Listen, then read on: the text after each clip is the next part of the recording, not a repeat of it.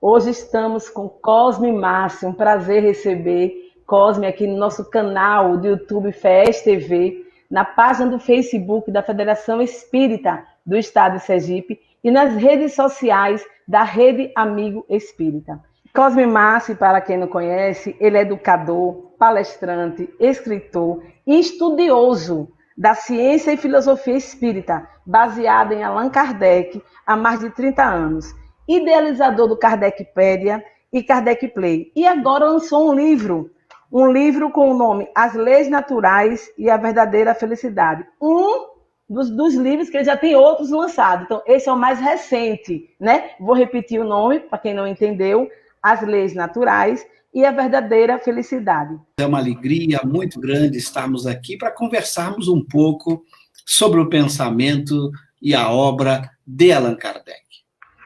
Gostaríamos, já que estamos vivendo momentos tão difíceis no mundo inteiro com esta pandemia, é muito importante refletirmos com Kardec sobre as orientações que o Espiritismo pode nos dar nesses momentos tão difíceis.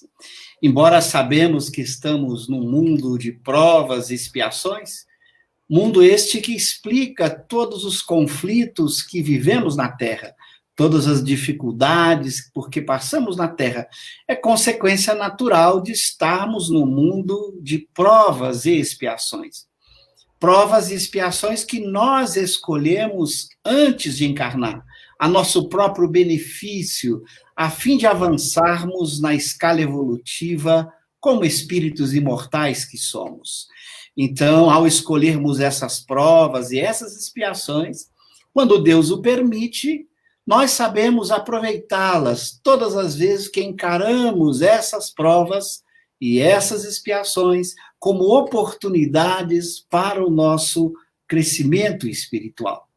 Então, nesses graves momentos que estamos vivendo, é muito importante a gente ter a consciência de que devemos saber aproveitar cada instante desta nossa existência, fazendo o melhor naquilo que dependa de cada um de nós.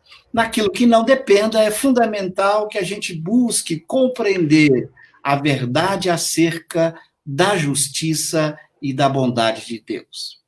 Allan Kardec vai, lá em O Livro dos Espíritos, levantar uma pergunta muito importante. Ele pergunta se a felicidade na Terra é possível num certo grau, que seria comum a todos nós, já que uma felicidade completa não poderia ser parte de um mundo de provas e expiações.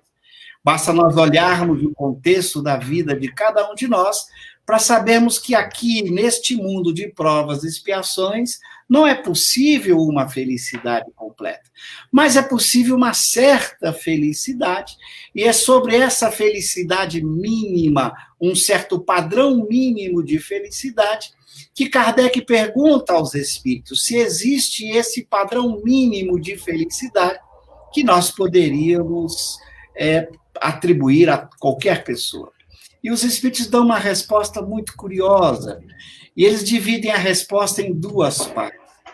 Inicialmente, eles falam que, do ponto de vista material, uma felicidade mínima seria a posse do necessário.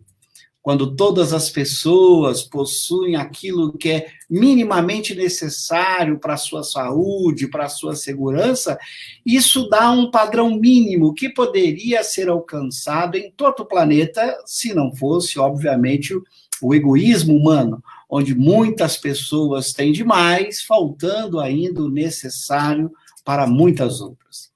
Mas do ponto de vista moral, que nos interessa mais de perto, falar desta felicidade interior, os espíritos dizem que um padrão mínimo de felicidade para todos pode ser alcançado se a gente cultivar duas coisas bem simples. A primeira delas é o que eles chamam de consciência tranquila. E a segunda, diz eles, é a fé no futuro. Se nós tivermos a consciência tranquila e a fé no futuro, podemos dizer que temos um padrão mínimo de felicidade que pode ser comum a todos os homens. O que significa esta consciência tranquila. Quando é que o indivíduo tem a sua consciência tranquila? Quando ele busca viver de acordo com as leis de Deus. Quando ele cumpre aquilo que nós conhecemos do ponto de vista moral, como as recomendações morais que o Espiritismo muito bem apresenta na terceira parte do Livro dos Espíritos, ao tratar das leis morais. Se nós cumprimos os deveres morais que nos competem, nós guardaremos uma consciência tranquila por termos feito a nossa parte, por termos dado a nossa contribuição, por termos colocado em prática estas leis de Deus que nós estudamos em O Livro dos Espíritos, e que foram muito bem resumidas pelo próprio Cristo no chamado mandamento maior: amai a Deus sobre todas as coisas e ao próximo como a si mesmo. Se cumprirmos esses deveres morais, nós conquistamos um padrão mínimo de consciência tranquila. Por quê? Porque a nossa consciência não vai cobrar de nós estarmos deixando de lado os principais deveres morais que precisamos cumprir na vivência em sociedade, na família, no ambiente de trabalho. E a outra parte da resposta é interessante, porque não basta ter uma consciência tranquila. Diz o texto, é necessário também ter uma fé no futuro.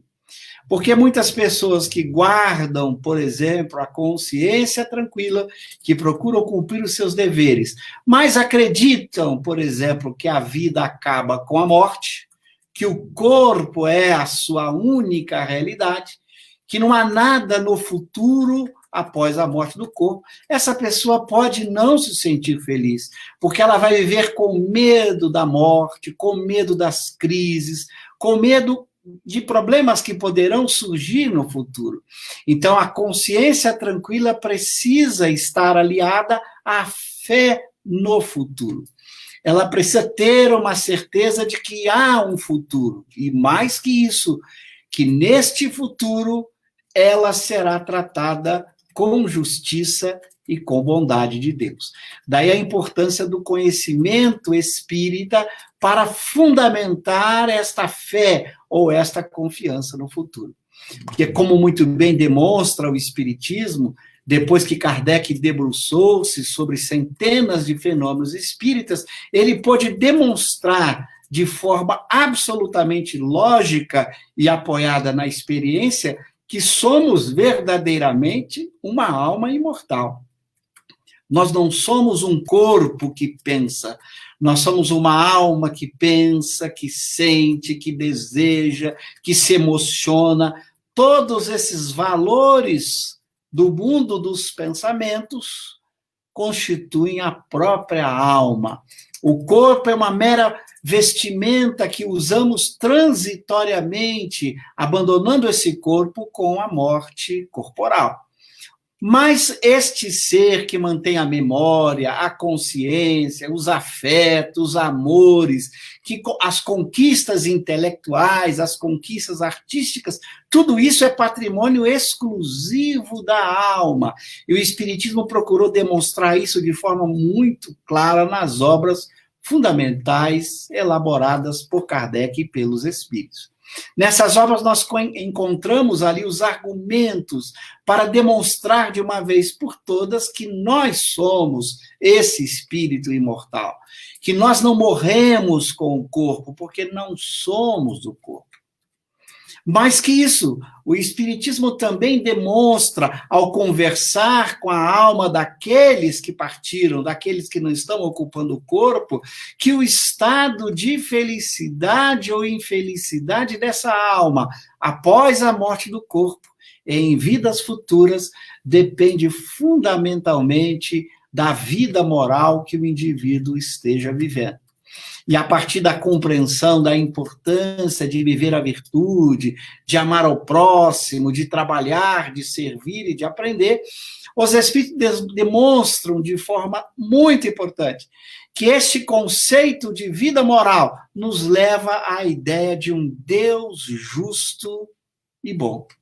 Então, a ideia desse Deus, causa primeira de todas as coisas, desse Deus inteligência suprema, com os seus atributos de justiça e de bondade, faz com que a gente tenha uma confiança de que o futuro está nas mãos de Deus. Nós escolhemos uma vida de provas e expiações, mas seremos no futuro consequência daquilo que nós somos no presente. A partir das nossas realizações, seremos tratados com justiça e com bondade de Deus. Esta bondade de Deus que nos permite reparar os caminhos, refazer o nosso percurso, esta bondade que nos ampara por meio dos espíritos bons, do nosso anjo guardião, nos momentos difíceis da vida, em que por meio da oração entramos em contato com esses seres especiais que nos orientam, que nos confortam e que nos ajudam a viver uma vida cada dia melhor. Então, esta confiança num futuro melhor faz parte daquilo que o conhecimento espírita coloca acerca do que nós somos verdadeiramente e de que há um Deus soberanamente justo e bom. Mas o Espiritismo ainda nos ajuda não apenas a nos preparar para esse futuro melhor, mas também para vivermos um presente cada dia melhor, buscando o cumprimento destas leis morais que Jesus muito bem apresentou e que se encontram na obra de Kardec. Nesses momentos que estamos vivendo agora, desta crise que assola a humanidade, é fundamental que cada um de nós faça a nossa parte para mantermos o equilíbrio interior e o equilíbrio dentro da família que estamos habitando e da sociedade a quem pertencemos. Estamos aí vivendo uma crise de uma pandemia em que o vírus produz efeitos no corpo de acordo com o sistema imunológico de cada um. Daí os cuidados que nós temos que tomar, todos nós, para usarmos o conhecimento espírita para nos manter em equilíbrio, facilitando o nosso sistema imunológico, para que ele possa ter mais recursos para enfrentar momentos tão difíceis por que todos estamos passando. Allan Kardec vai explicar na sua obra Gênese, lá no capítulo dos fluidos, na segunda parte do livro Gênese, que trata dos milagres, Kardec vai mostrar a importância de mantermos o equilíbrio fluídico a partir dos bons sentimentos, das boas emoções, dos bons pensamentos. Sabemos na visão espírita que nós, homens, somos um ser dotado de 3 elementos fundamentais. Nós somos uma alma que pensa, que sente, que quer, envolvida no chamado perispírito, ou um aglomerado de fluidos que refletem a natureza dessa alma, e esse perispírito permite a ligação da alma ao corpo físico. Então, um homem pode ser visto do ponto de vista espírita como tendo 3 partes fundamentais: uma alma, um perispírito e um corpo. Não somos, como na visão materialista, apenas um corpo que pensa. Se somos, além de um corpo, um perispírito e uma alma, as questões de saúde passam por essas 3 dimensões. Nós não podemos apenas cuidar da saúde do corpo, é apenas uma dimensão.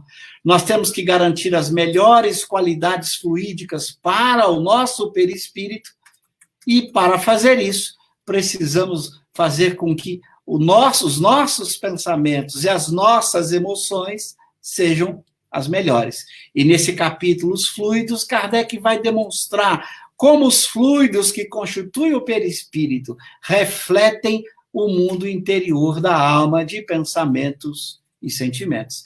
Então, se não queremos sobrecarregar o nosso sistema imunológico, já que no momento como esse precisamos de um sistema imunológico mais fortalecido, temos que cuidar do perispírito e da alma. De que maneira? De uma forma muito fácil. Temos que cuidar com os nossos pensamentos e os nossos sentimentos. Então, é hora para cultivarmos as melhores emoções possíveis, mesmo no momento difícil, não perder a alegria de viver, afastar a tristeza, afastar o queixume, a reclamação, a indignação, evitarmos discussões inúteis, brigas no interior das famílias, cultivarmos o bom hábito no interior dos nossos lares, das boas leituras, das conversas fraternas, do bate-papo amigo, evitando trazer à tona momentos de conflito, momentos de agressividade, evitando criar no ambiente do lar qualquer tipo de desarmonia no campo dos pensamentos e sentimentos. Porque quando os sentimentos, desejos, estão em harmonia com o bem, nós criamos as melhores qualidades fluídicas no nosso perispírito, o que vai favorecer o nosso sistema imunológico, nos dando mais condições de enfrentarmos momentos difíceis, porque todos estamos passando. E Kardec orienta mais ainda, para que a gente possa ainda manter em equilíbrio essa qualidade fluídica do perispírito, precisamos da ajuda dos bons espíritos. Mas os bons espíritos, esclarece Kardec, são atraídos pelos bons pensamentos e pela prece, pela oração. Então, é momento de aproveitarmos que estamos dentro de casa e fazermos a oração em conjunto com a família, para pedirmos a assistência desses bons espíritos, podermos interagir com o nosso espírito protetor, o nosso anjo guardião, a fim de, ao mantermos a sintonia com eles, as melhores qualidades fluídicas estarão em torno de nós. Em cada um de nós, no ambiente de casa, na família, e se fizermos isso, cada família espírita, multiplicamos os bons pensamentos, as boas emoções para toda a comunidade, para toda a sociedade, para todo o país, para todo o mundo que estamos habitando. Então, veja o bom senso do pensamento kardeciano. Nós sabemos que Deus é justo e bom. Então, não temos que nos preocupar com amanhã, porque amanhã pertence a Deus. A nossa preocupação tem que ser com o agora, dar o melhor de si para construirmos um futuro melhor amanhã. Então, veja como nós estamos aí com tudo em nossas mãos. Manter a consciência tranquila pela prática das leis de Deus. E ter essa confiança no futuro, sabendo que tudo isso vai passar. Nossas provas e nossas expiações fazem parte de nossas necessidades. E que a gente deve manter, neste momento, um clima de paz e de harmonia para garantir as melhores condições possíveis para a nossa saúde corporal. Então, veja que são coisas simples que o Espiritismo nos oferece e que todos nós podemos praticar. Todos nós podemos orar, todos nós podemos, no seio da família, mantermos reuniões em que vamos ler um bom livro, assistir um filme nobre que valoriza boas emoções, manter diálogos fraternos, ajudarmos as pessoas que precisam das mais diversas formas, pensarmos no outro, no vizinho, na comunidade que estamos vivendo, cada um podendo fazer a sua parte, dar a sua contribuição, evitando entrar em disputas, em discussões. Hoje vemos aí no país tanta briga política, tantas discussões com as pessoas faltando com a caridade, com o desrespeito. Então é hora de a gente refletir na importância da construção de um futuro melhor, fazendo o melhor que a gente pode no aqui e agora, com as orientações espíritas. Então veja a importância do conhecimento espírita para que a gente possa aplicá-lo no dia a dia. Cada um de nós, no seio da família, na sociedade em que a gente vive. Então, com isso, Jeane, eu quero apenas, com essas palavras iniciais, provocar aqui para que aqueles que estão nos ouvindo possam, então, fazer questões a fim de que a gente possa bater mais um papo do que fazer uma palestra, buscando passar as orientações que aprendemos com as obras de Allan Kardec. Com você, então, estamos aí à disposição.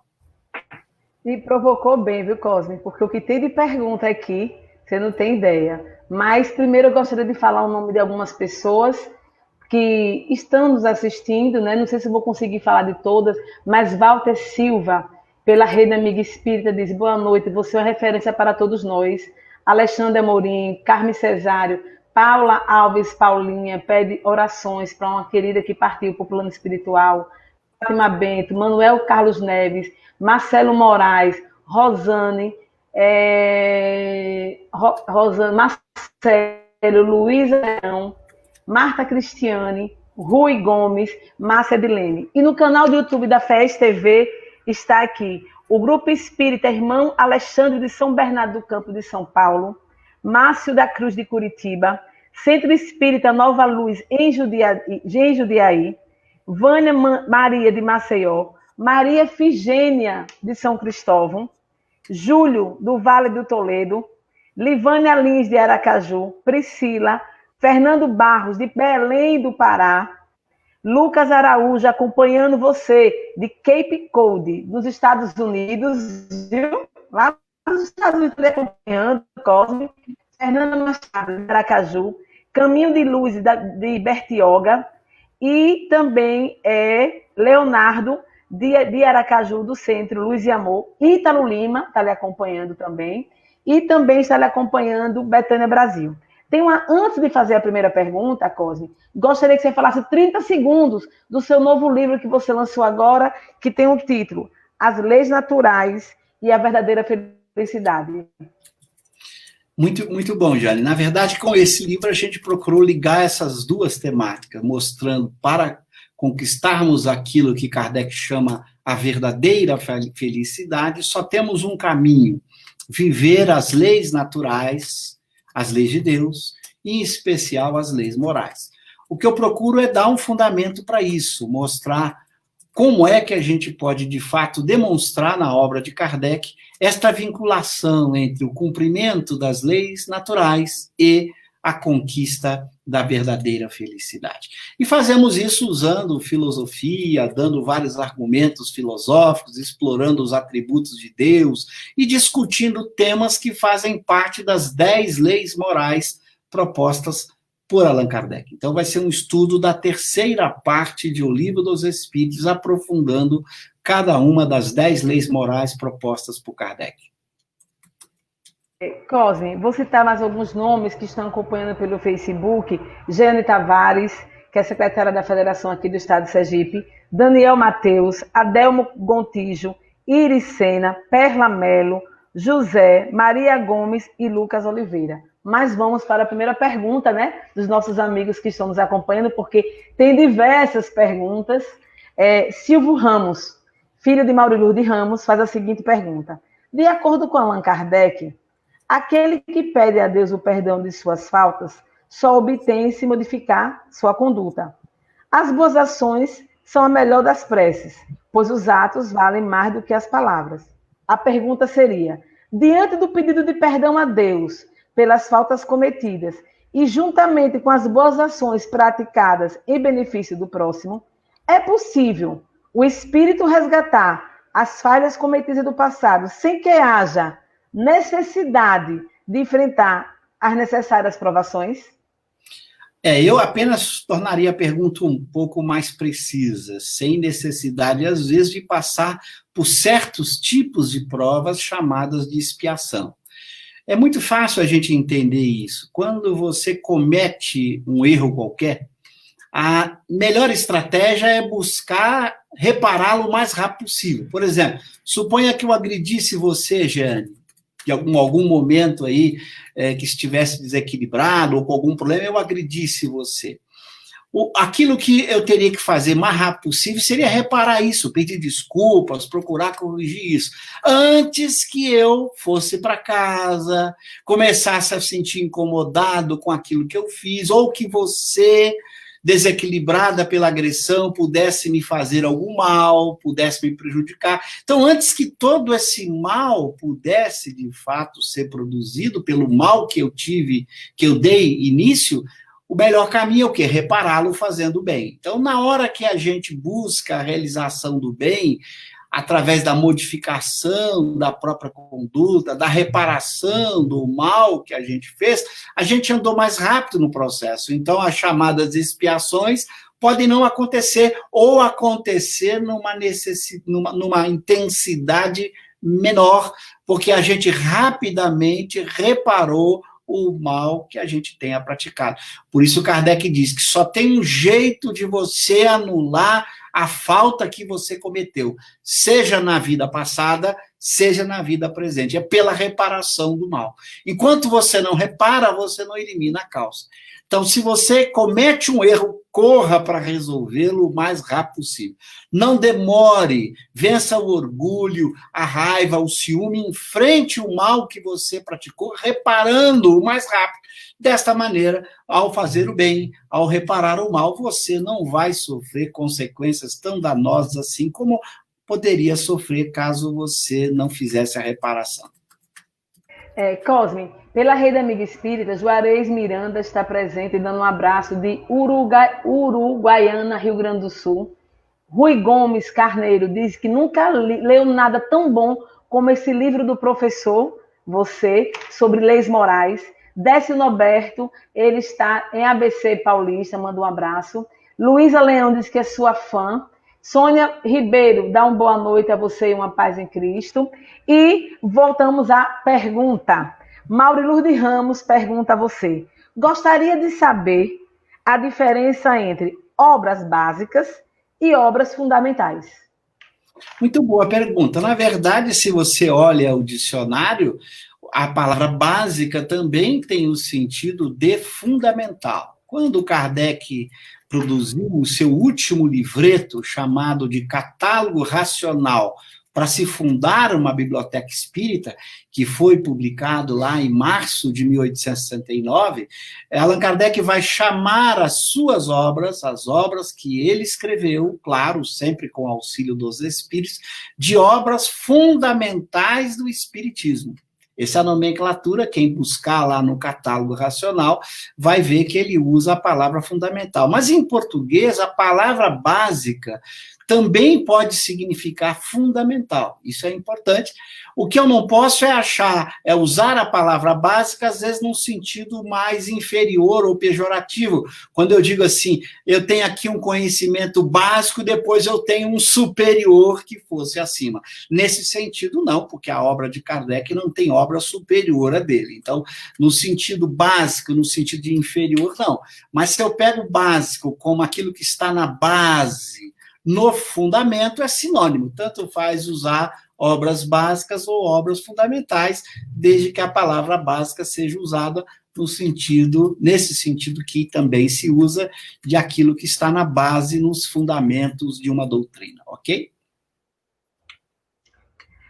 Cosme, Rafael Machiori pergunta: o que aconteceu com o corpo de Jesus após o seu desencarne? Ele tem essa curiosidade. Ele diz que foge um pouco do tema, mas tinha essa curiosidade, queria saber se você poderia responder a ele. Veja, primeiramente, Kardec faz questão no livro A Gênese, ao tratar da natureza de Jesus, tem um item específico na obra Gênese, quando Kardec vai explicar lá na segunda parte dos milagres, ele trata, tem um item que tem esse título, ele deixa claro que Jesus teve um corpo como cada um de nós, um corpo físico, um corpo biológico. E que ele desencarnou como qualquer um de nós desencarna. O corpo morre, o espírito deixa o corpo, uma vez que a morte tenha acontecido. O que aconteceu com o corpo do material de Jesus, nós não sabemos, e não cabe ao espiritismo também tratar disso. Isso é um assunto da arqueologia, da história, dos pesquisadores que deverão ou não encontrar soluções para essas questões. Essa não é uma questão propriamente espírita, é uma questão histórica, é uma questão arqueológica Claro, se eles encontrassem ou não vestígios desse corpo para saber se esse corpo, de que maneira houve o desaparecimento dele, o que teria causado ou não o desaparecimento. E Kardec faz questão de deixar claro, isso não é um assunto propriamente do espiritismo. Cabe à história, cabe à arqueologia, talvez, os estudos da ciência buscar alguma explicação para o seu desaparecimento, se foi retirado por alguém, o que aconteceu com ele, não é um assunto que o espiritismo tem nenhuma informação a dar, ok? Ok. Lucas Augusto, ele pergunta, sendo as leis morais deveres, além de direitos, como entender a lei de reprodução como dever moral? Quem escolhe por não ter filhos, como fica? Uma excelente pergunta. Pena que nós não temos tempo para dar a resposta satisfatória que eu gostaria porque eu tenho um capítulo específico aqui no livro, As Leis Morais e a Verdadeira Felicidade. Não tem nenhum problema de fazer propaganda ou falar do livro, porque o livro nós fizemos a doação para a Casa Espírita, para o IDEAC, o Instituto de Divulgação Espírita Allan Kardec. Portanto, o livro já não me pertence mais, eu apenas escrevi o livro. Então, não tem nenhum problema de fazer propaganda do livro. Lá no livro eu explico que você nunca pode olhar uma lei natural isoladamente. Uma lei moral, ela tem que ser estudada em conjunto com as leis naturais e as diversas leis morais entre si. Então, lá eu explico por que você pode dizer que há um dever de reprodução e há casos em que esse dever é substituído por outro dever, quando você tem uma outra lei moral que assim estabelece, eu dou exemplos no livro, e há casos em que, às vezes, uma outra lei natural impõe limitações ao cumprimento desse dever. É o caso de uma pessoa que não possa ter filhos, etc, etc. Então, lá eu discuto como esse dever é um dever e de que maneira ele é regulado também pelas outras leis morais. A gente nunca pode olhar uma lei isoladamente. As leis morais, elas estão vinculadas entre si. Uma lei pode criar limitações para a aplicação de outras leis, pode criar condições para a aplicação de outras leis, então elas têm que ser estudadas no conjunto, e aí é possível você justificar porque a reprodução também é um dever, em que condições ela pode ou não acontecer. Juliano Schuss, ele pergunta, penso que a fé é uma virtude que vai muito além de apenas crer, do orar, do acreditar. Como desenvolver cada vez mais a fé? Veja, para ser bem resumido, para a gente recomendar ao leitor para ele buscar lá no Evangelho segundo o Espiritismo, no capítulo exatamente que Kardec trata da fé, a fé que transporta montanhas, nesse capítulo Kardec vai explicar os significados da fé. E ele vai discutir um conceito de fé, no finalzinho do capítulo, que é muito importante, que é a chamada fé raciocinada. Neste capítulo do Evangelho, que Kardec tem a frase que ele vai usar na página de rosto lá do Evangelho segundo o Espiritismo, aquela frase que todos vocês que me acompanham certamente já ouviram. Fé inabalável só é aquela que pode encarar a razão face a face ou frente a frente em todas as épocas da humanidade. Então, ele está recomendando algo muito importante. Para que a fé seja robusta, elas têm que estar associadas à razão. O que é a razão? É esta faculdade humana de conhecer a verdade, de raciocinar, de refletir, de argumentar, de buscar fundamentos. Uma fé, para ser sólida, ela tem que ter fundamentos racionais, fundamentos que a razão esteja satisfeita com ele, que busque sempre se sustentar por meio de novos e novos argumentos. Então, o indivíduo, para conquistar esta fé, que vai além de uma pura crença, simplesmente, ele precisa estudar mais, refletir mais, perceber a lógica, a coerência, estudar com profundidade para que a sua crença seja, de fato, sólida. É o que ocorre, por exemplo, com o Espiritismo. Quando você lê as obras de Kardec, você encontra ali os argumentos. Por que eu sou uma alma imortal? Por que Deus existe? Quando você aprende a fazer o raciocínio, os fundamentos racionais, você passa agora a ter uma certeza nessas leis, nesses fundamentos, e não apenas uma crença que você poderia mudar pura e simplesmente com um novo argumento. Daí a importância do conhecimento embasado, racional, para que você possa afirmar com conhecimento de causa e seja capaz de sustentar o seu argumento num debate, numa discussão, numa conversa. Você tem os argumentos que lhe convenceram e que você consegue, então, buscar o fundamento para a sua fé. Essa é a fé que o espírita deve ter. Não porque fulano disse, não porque ciclano disse. Qual é o fundamento para a minha crença? É isso que Kardec espera quando nos recomenda ter essa fé raciocinada, que possa, de fato, ter uma razão esclarecida pelo conhecimento espírita. Cosme, Vânia Maria Pereira pergunta: estamos enfrentando uma pandemia, onde temos um vírus voraz. E paralelo a isto, estamos vendo uma briga política. O que pode nos dizer sobre o fato? Então, veja, eu tentei rapidamente no começo dar uma ideia. Primeiro, estamos enfrentando um vírus, não é a primeira vez que a humanidade enfrenta os vírus, já enfrentamos várias epidemias, algumas pandemias, e enfrentamos vírus diariamente. É só você olhar a quantidade de gripes, de influenza, de vários outros que a gente está sem, fora os outros vírus que a humanidade está acostumada a viver. Não é a primeira vez e não vai ser a última. Vamos passar por esta como passamos por muitas outras. Então, com respeito à pandemia, propriamente dito, o que eu falei, fazer os cuidados médicos, cuidar do corpo, naquilo que é a recomendação médica, a higiene, as precauções. Se o indivíduo está num grupo de risco, as maiores precauções, e cada um buscar os conselhos das autoridades médicas que dão as orientações para que você possa cuidar bem do corpo.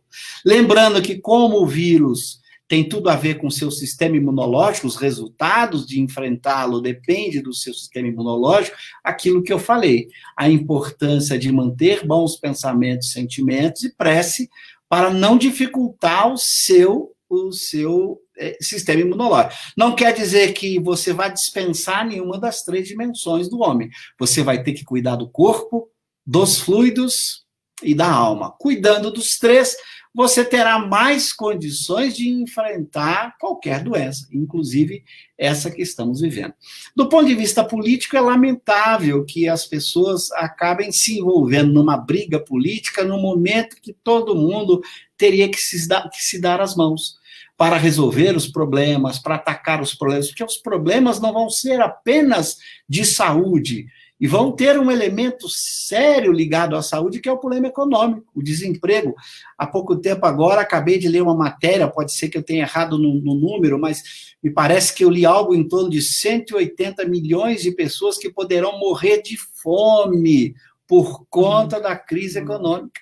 Bom, se esse número for um número que realmente bem calculado pelos organismos, vai ser muito mais do que o vírus vai matar. Então, a gente tem que tomar cuidado. É hora da humanidade inteira se dar as mãos, dos países se unirem, dos políticos se unirem, mas a gente encontra muita briga política desnecessária e inútil, enquanto nós teríamos que estar discutindo os reais problemas do país e todo mundo procurando trabalhar em conjunto para resolvê-los. Mas é assim, faz parte do espírito imperfeito, a gente adora uma briga, uma controvérsia, uma disputa, nós estamos longe de praticar a lei de amor e de caridade. Nós somos egoístas, ao invés de pensarmos um outro. Os nossos interesses pessoais, às vezes, calam muito mais alto do que os interesses da sociedade, das outras pessoas. É lamentável, a gente só tem que lamentar, e nós, espíritas, temos que dar o exemplo de não entrar nessas disputas, de não entrarmos nessas brigas, nos mantermos com serenidade, orando para aqueles que estão na direção do país, possam ser inspirados, orar para os homens públicos, para que eles possam tomar consciência da responsabilidade que lhes compete, é o que a gente pode fazer. E evitando aí em redes sociais, irmos para os climas de briga, de discussão, porque se entrarmos em briga e discussão, criamos qualidades fluídicas horríveis para o nosso perispírito, atraímos maus espíritos, afastamos bons espíritos, aí o problema só piora. Quer dizer, nós aumentamos o problema ao invés de diminuir a sua intensidade por meio do equilíbrio emocional da prece. É isso que nós recomendamos, vamos fugir dessas brigas todas e vamos manter o clima de paz, de respeito, de fraternidade, procurando ter as melhores emoções, os melhores pensamentos. Cosme, temos ouvido de alguns irmãos, quem faz essa pergunta é Blanda Vieira, temos ouvido de alguns irmãos que Kardec está ultrapassando, que devemos trazer o Espiritismo para o século XXI. E o que o irmão pode dizer sobre esta colocação? Então, eu já ouvi essa colocação algumas vezes, algumas pessoas me mandavam isso, mas eu sempre perguntava, você nunca pode dizer que uma doutrina está ultrapassada sem você apontar com precisão onde? A pessoa que diz que está ultrapassada deveria dizer onde, em que parte, em que lugar ela está ultrapassada, porque, sinceramente, eu estou estudando Kardec há mais de 40 anos. E já ouvi essa frase ao longo de toda essa minha vida. E até hoje não vi ninguém que mostrasse, só aqui está ultrapassado. Em termos de espiritismo, que é o tema de Kardec. O Kardec procura apresentar, junto com os espíritos, a doutrina espírita, essa ciência e essa filosofia. Dentro dessa ciência, dessa filosofia, eu gostaria de saber onde é que está ultrapassado, porque eu não sei, eu nunca vi isso, nunca ninguém me mandou, e todas as vezes que alguém tentava dizer isso, dizia de uma forma geral. Ou então fazia citações, às vezes, quando Kardec, na revista ou em outras obras, cita uma ciência de sua época, ou ele usa uma ciência de sua época que não vale mais hoje. Mas isso não é espiritismo.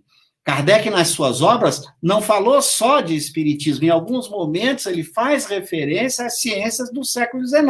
Claro que essas ciências não valem mais, mas isso não é espiritismo. Isso não é espiritismo, está ultrapassado. Kardec só podia citar a ciência de sua época, ele não podia citar uma ciência que não existia ainda. Mas em termos de espiritismo, das leis que ele apresenta, dos estudos, das consequências que ele tira do espiritismo, que ele define muito bem, é a ciência que estuda o quê? A origem, a natureza e o destino dos espíritos e suas relações com o mundo corporal. O espiritismo não estuda os planetas, a sua formação, o espiritismo não discute a matéria, as reações químicas na matéria, o espiritismo não tem nada a ver com química, com biologia, com mecânica quântica. Então, em termos de espiritismo, eu nunca vi nada na obra de Kardec que fosse superado ou que esteja ultrapassado. Então, eu acho que quem faz essa proposta é que deveria apresentar onde, em que lugar, qual texto, qual é o princípio ou o conteúdo dentro do espiritismo que esteja ultrapassado. Olha, eu desconheço, e até aqueles que acham disso, eu adoraria receber esse tipo de informação, que até hoje, já falei isso várias vezes, e nunca me mandaram onde exatamente Kardec estaria ultrapassado. Realmente desconheço, e eu acho que não está. Ele permanece atual dentro daquilo que ele definiu como sendo espiritismo, ok? Cosme, Augusto Marques pergunta, Cosme, quais são os filósofos que você citaria como complementares ao estudo de Kardec? E como você enxerga os simpatizantes de Rousseau, tentando perverter os ensinos com uma leitura para lá de criativa? Olha, eu acho que não é um filósofo em particular, lembrando, a maior parte dos filósofos ou eram materialistas, ou eram espiritualistas, mas não no sentido espírita, não tiveram uma compreensão sobre o espírito que o espiritismo, Kardec e os espíritos colocam em suas obras. Então, o que eu diria? Não há um filósofo específico. Todos os filósofos dão contribuições que podem ajudar o leitor a aprofundar o pensamento de Kardec. Mas Kardec não se apoiou em nenhum desses filósofos, até porque esses filósofos construíram sistemas filosóficos e Kardec não construiu um sistema filosófico. O espiritismo é uma doutrina filosófica, mas não é um sistema filosófico no sentido que construiu Kant ou Hegel. Então, o que eu recomendo, todos os grandes filósofos foram grandes escritores, eles nos ensinam a pensar, a refletir, eles nos dão boas ideias, e eu uso vários filósofos para estudar a obra espírita. Por quê? Porque me ajuda a pensar, a refletir, a ter mais clareza conceitual. Mas nenhum filósofo que eu conheça abordou o tema espiritismo, só Kardec, porque eles não tiveram a compreensão da real natureza do que é o espírito. Só no espiritismo nós temos uma clareza profunda de que nós somos, de onde viemos, para onde vamos, e nenhuma outra doutrina filosófica apresentou isso que eu conheça. Então, o que eu recomendo não é um filósofo particular. Estude vários pensadores, aprenda com eles a pensar, a ter clareza conceitual, e use esse pensamento, essa clareza conceitual, para você entender com mais profundidade a grandiosidade da obra de Kardec e dos espíritos superiores que orientaram. Para mim, as obras mais profundas e ricas que eu já li na minha vida são as obras de Allan Kardec. Então, eu acho que os filósofos podem ajudar a gente a aprender um pouco com Kardec. Cosme, e Lenói Costa Silva, de Itabaiana, aqui, Sergipe, a nossa querida Lenói, ela diz assim, que espetacular, gratidão a Cosme por esses momentos. E Leonardo Lima, de Itabaiana, do Centro, se eu não me engano, Amor e Luz, ele pergunta, Cosme, após sairmos dessa situação que estamos vivendo, você acredita que o saldo será positivo para a humanidade? Com certeza. Se nós olharmos a humanidade numa faixa de tempo que nunca deve ser curta, mas um pouco mais longa, nós vamos vendo que a humanidade está melhorando constantemente. Claro, muitas vezes parece que nós pioramos, parece que algum problema maior aconteceu, que houve um retrocesso aqui ou acolá.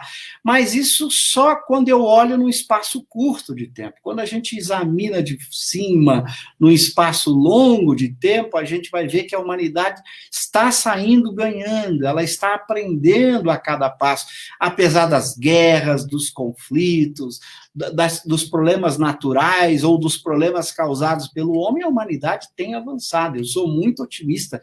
Eu acho que a gente aprende, o homem tem essa habilidade de aprender e de crescer diante de crises, diante de dificuldades. O que a gente gostaria é que a gente aprendesse e crescesse mais rápido. Ou que todo mundo aprendesse e crescesse no mesmo ritmo, o que não acontece. É o que nós estamos vendo aqui. Quantas pessoas ainda brigando. Eu vi matérias de jornais que me deixaram muito tristes, o aumento da violência familiar por conta do isolamento, o aumento das brigas, dos conflitos, das separações. Então, algo curioso, as pessoas estão em casa, deveriam aproveitar o momento para a convivência amiga, fraterna, para o bom diálogo, para o estudo em conjunto de boas obras, para estudar o espiritismo no seio da família, ou a doutrina religiosa ou filosófica que a pessoa deseja estudar.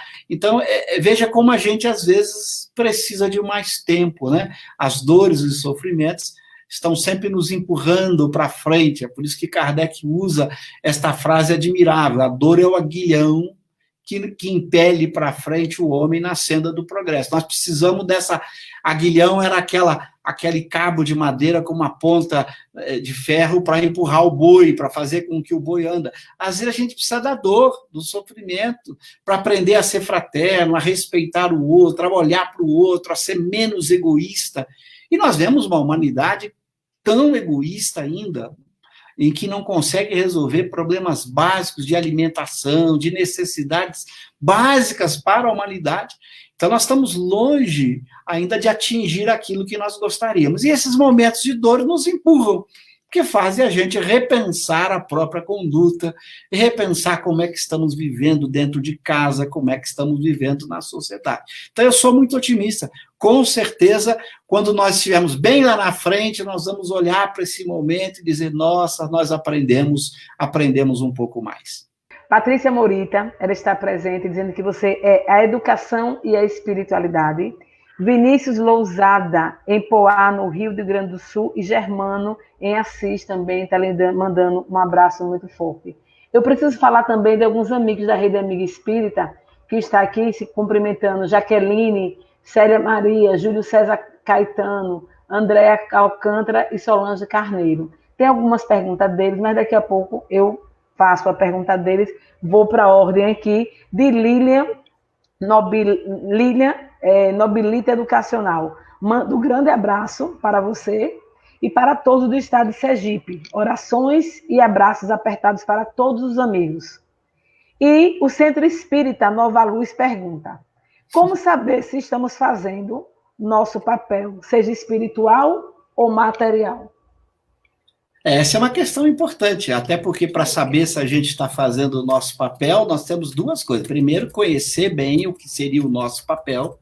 A gente só vai saber se está cumprindo ou não leis morais, buscando conhecer essas leis, que leis morais são essas, para que a gente possa saber se estamos executando o nosso papel, e fazer algo muito importante, consultar a própria consciência todos os dias à noite, como recomenda Santo Agostinho, no item 919A de O Livro dos Espíritos, em que a gente ora, abre o coração para o nosso anjo guardião, e pedimos que ele nos ajude a verificar os erros que cometemos durante o dia e de que maneira a gente pode enfrentá-los no dia seguinte.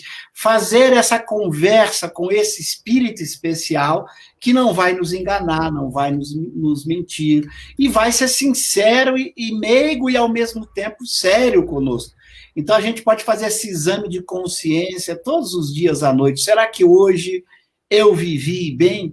E Santo Agostinho, lá nessa pergunta 919, dá tantas dicas do tipo de pergunta que eu tenho que fazer para mim mesmo todas as noites, para saber se durante este dia que eu vivi, se eu de fato tenho algo que me arrepender. E ele fala: se alguém lhe chamasse agora na presença das pessoas, você teria vergonha delas? Então, esse exame de consciência diário sobre o que se fez no próprio dia. Santo Agostinho recomenda que eu chegue à noite e fique olhando a minha vida inteira para trás, não, porque aí eu não vou nem dormir. Aliás, eu não vou poder examinar a minha vida toda durante alguns minutos à noite, mas o dia eu posso. Então, ele recomenda, cada dia, examine como você viveu naquele dia. Ora ao seu anjo guardião e ele vai lhe ajudar. Olha, nesse dia você errou nisso, corrija amanhã, e no dia seguinte você corrija aquilo que fez no dia anterior de errado. Então, dessa forma, pelo conhecimento daquilo que são as leis morais e pela prática de orar ao anjo guardião, pedindo que ele nos ajude a identificar os erros cometidos, a gente vai melhorando todo dia um pouquinho mais. Ô Cosme, Fabiana Boiani pergunta: poderia falar um pouco sobre a questão 607 do Livro dos Espíritos?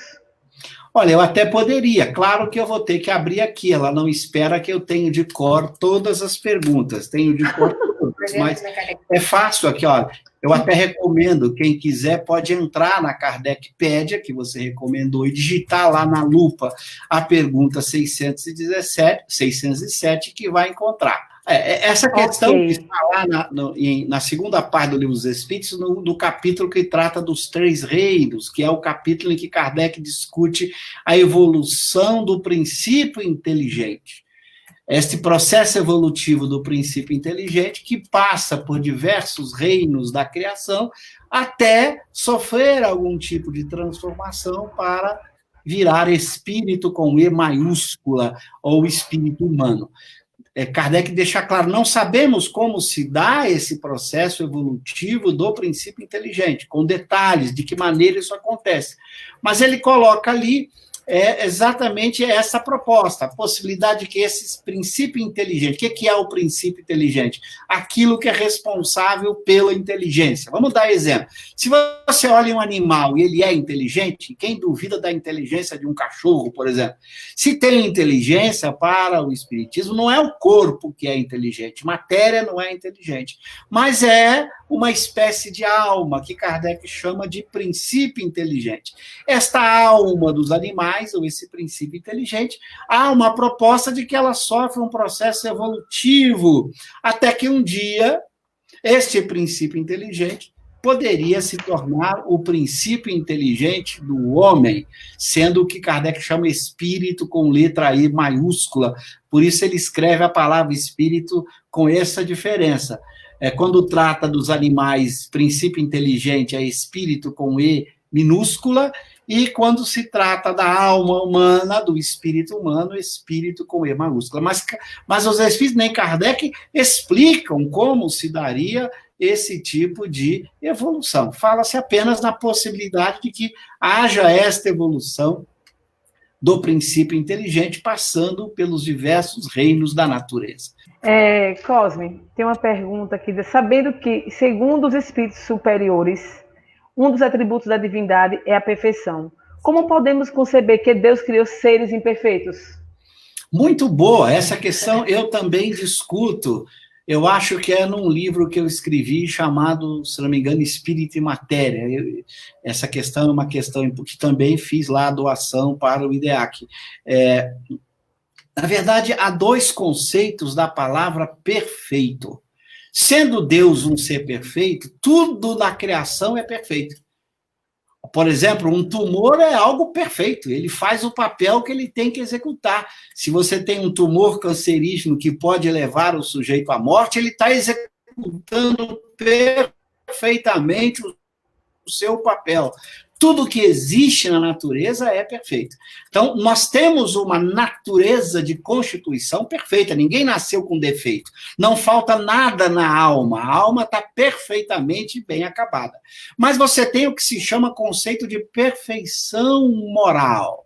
Então, Deus fez uma alma cuja natureza é perfeita, mas cuja natureza moral depende dela. Ou seja, ela se constrói. Então, ela é feita com uma natureza perfeitamente capaz de aprender, perfeitamente capaz de evoluir. Então, não há nenhum defeito nela para ela aprender, para ela crescer, para ela evoluir. Mas esta evolução intelecto-moral, olha a sabedoria divina, ele deixou que fosse uma conquista da própria alma ao longo do tempo.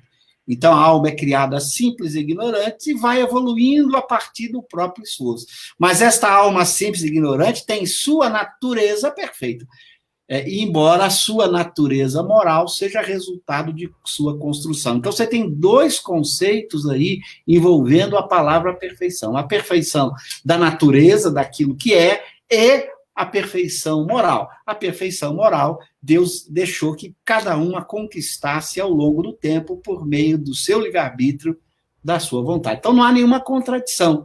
O imperfeito usado pelo Espírito é o imperfeito moral, não é o imperfeito na sua constituição, na sua natureza. É o imperfeito moral, e Deus fez tudo perfeito, mas sabiamente fez o homem, do ponto de vista moral, autor ou construtor da própria perfeição. Então, é muito cuidado com as palavras para que a gente entenda o seu significado de forma que não tenha nenhuma contradição na obra de Kardec. Valmir Araújo Pereira pergunta o seguinte: qual a sua posição sobre a questão da possível adulteração à Gênese? Veja, eu já respondi essa questão num vídeo há 2 anos, quando essa polêmica chegou. Eu mostrei que eu achava precipitado dizer que havia adulteração. Naquele vídeo eu dou os argumentos, procurando mostrar que a afirmativa de que havia uma adulteração me parecia precipitada e que a gente precisava avançar, e agora os avanços deixaram muito claros. Foi encontrada a 5ª edição da Gênese, em 1869, o documento de impressão localizado lá pelos pesquisadores do CSI, desse Imagens e Registros Históricos do Espiritismo, eles encontraram a obra está disponível na Kardecpédia para download, a 5ª edição da obra Gênese, publicada no ano de 1869, com um documento de impressão de fevereiro de 69. E os estudos lá, agora, últimos aí, que está no site aí do CSI, Imagens e Registros Históricos, mostram que a obra deve ter sido impressa ou fevereiro e março, e ela foi colocada em publicação março ou abril. Ou, portanto, ou ela pegou a Kardec ainda vivo para sua impressão e publicação, ou se ela foi botada para o público logo após a sua morte, foi muito pouco tempo depois, com a responsabilidade de Amélie Gabrielle Boudet, que era responsável nessa época, Lemarie, ou a Sociedade Anônima, que depois vão dizer que deformou, que criou problemas com o movimento espírita, nem estavam presentes nesse contexto, que a única responsabilidade pela obra, nos meses que se seguiu a morte de Kardec, era da Amélie Boudet. Então, ou foi publicada com Kardec ainda encarnado, se ela foi publicada até março, como não se tem certeza se ela foi publicada março ou abril, mas a impressão foi fevereiro ou março, se ela saiu publicada março ou abril, ficou ou responsabilidade de Kardec ou de Amélie Boudet. Então, os documentos históricos deixam muito claro, a obra foi publicada sob responsabilidade de Kardec ou de Amélie Boudet. Por outro lado, todas as análises comparativas, quem quiser pode entrar no kardec.blog.com.br,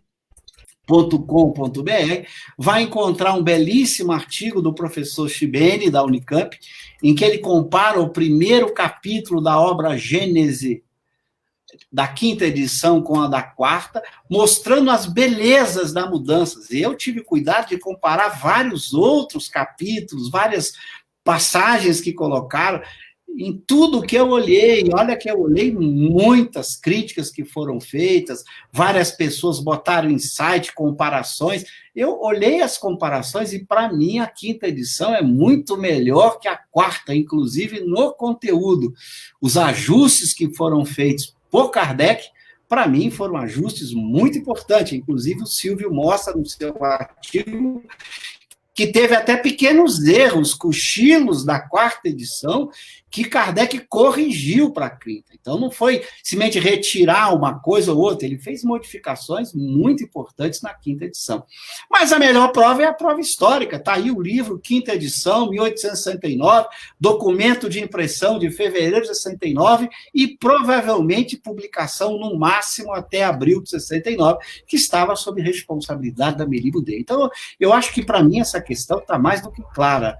A gente não foi adulterada, ela foi alterada conscientemente, de forma inteligente, por Allan Kardec, ao longo de, talvez, do ano de 68 inteiro, e publicou isso ainda março ou abril, graças a Deus, porque ele fez modificações muito importantes nessa 5ª edição. Isabel Cristina pergunta assim, se gostaria de saber, porque muitos lugares do mundo não se desenvolvem. O Haiti é um lugar pobre, teve um terrível terremoto, parece estar condenado as pessoas, escolheram nascer lá as pessoas? Muito boa questão. Lembra que o Kardec nos informa sobre as nossas escolhas de provas e expiações. Somos nós que escolhemos as provas e expiações. Obviamente que, de acordo com o tipo de prova e expiação que a gente precisa passar, a gente acaba escolhendo o lugar onde deve encarnar. O país, o contexto, a época, porque isso é que vai determinar o nosso conjunto de provas e expiações. Mas é claro que os países, os lugares, estão governados por homens. Os homens é que são responsáveis pelo desenvolvimento ou atraso do país em que está vivendo. Então, a gente não pode aí culpar Deus ou simplesmente dizer, olha, o sujeito que está lá está espiando, está em prova. Isso não é uma boa estratégia, porque provas e expiações existem em todos os contextos do mundo. A gente está em prova sendo rico, sendo pobre, a gente sofre as provas morais o tempo inteiro. O ciúme, a inveja, a raiva, o ódio, a tristeza, não tem classe social. Essas são provas terríveis que a gente tem que enfrentar, porque os valores morais, eles têm que ser conquistados, seja num contexto de dificuldade e miséria, ou seja num contexto de opulência, de riqueza, porque esses valores morais estão presentes em qualquer lugar. Então, qualquer que seja o contexto socioeconômico, político que a gente esteja vivendo, o objetivo desse contexto é fazer com que a gente tenha menos ciúme, menos raiva, menos ódio, menos inveja, que a gente ame mais, pratique a caridade, que a gente seja útil, que a gente procure servir, pensar nos interesses dos outros, isso em qualquer contexto que a gente esteja vivendo. Então, não podemos olhar para o contexto, porque qualquer que seja ele, nós estaremos vivendo em provas e expiações enquanto cultivarmos essas emoções ruins. Agora, cada país, cada sociedade é o reflexo dos homens que lá estão vivendo. que se a sociedade se atrasa é porque os homens não trabalharam para isso, a sociedade avança é porque os homens trabalharam para isso. Então, a responsabilidade daqueles que vivem nesses países e cada um fazer a sua parte, porque a gente às vezes culpa governantes, líderes, mas fazemos a nossa parte? Essa é a pergunta que a gente tem que fazer. Só para citar um exemplo, eu me recordo quando surgiu a grande corrupção, se falava tanto em corrupção, uma vez estava vindo de carro com minha esposa do interior do sul para Curitiba e, de repente, o trânsito na rodovia parando, e eu achei que fosse um acidente, de fato era um acidente, mas do outro lado da pista, era uma pista dupla, subindo e descendo, do outro lado tinha um caminhão que tinha tombado, e os carros estavam parando do lado de cá da pista, famílias inteiras atravessando o canteiro para pegar a mercadoria do caminhão que parou. Isso é roubo. Aquela mercadoria pertencia a essas pessoas? Não, pertencia à empresa do caminhão. Como é que as pessoas iam lá para saquear o caminhão? Então, veja, se a gente não dá o exemplo do compromisso moral, de cada um ser o próprio exemplo, porque moral é sempre em primeira pessoa, é o que eu faço. E eu serei julgado pelas leis de Deus pela minha conduta, não pela conduta dos outros, nem pela conduta da sociedade. Serei julgado pela minha própria conduta. Então, que a gente procure dar o exemplo daquilo que a gente estuda, daquilo que a gente acredita, e esse exemplo pode dar o pobre, o classe média, o rico, não depende do contexto social. O exemplo de viver a lei moral, de buscar as virtudes, pode ser dado em qualquer contexto. Então, a gente tem que primeiro viver esse contexto, dar o exemplo de ser virtuoso, porque eu vou responder pela minha conduta, pela conduta dos outros eu não vou responder, eu vou responder pela minha. Então, esse é o desafio nosso, qualquer que seja o país, qualquer que seja o contexto, que a gente procure ser virtuoso, cumprir a nossa parte, deixando que Deus cuida da sociedade, se cada um cuidar de si mesmo.